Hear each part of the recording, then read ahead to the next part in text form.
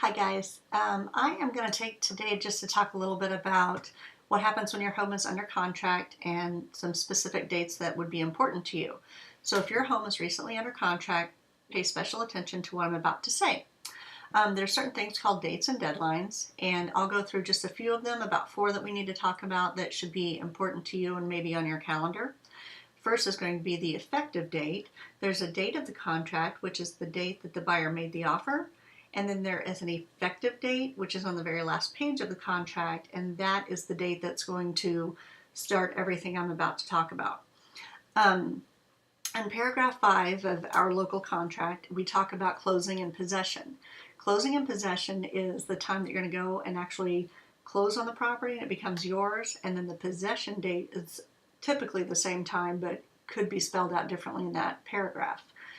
Paragraph 7 talks about the business days after the effective date to apply for a loan, meaning you make an offer today, the effective date is tomorrow, then you have 7 business days from that date to apply for your loan. And if you cannot apply for the loan in that time, or excuse me, you cannot be approved during those 7 days, then you go back to the seller and that starts a whole different process. In paragraph 13, we talk about earnest money, and I know a lot of buyers and sellers aren't aware of what goes on behind the scenes, but you have 5 business days from that effective date to get your earnest money turned into escrow, so that's kind of a big deal too. And then the main thing I want to talk about is in paragraph 26, we talk about inspections. Inspections are where a lot of things can go wrong, so until you're through inspection period, you just need to know that there could be some bumps in the road.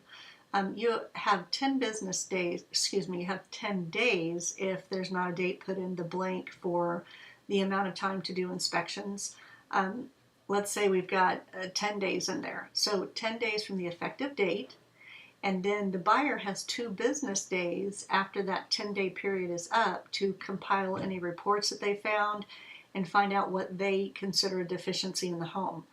So within those 2 business days, we give that back to the seller. And at that point, you negotiate and figure out how you're going to remedy those deficiencies.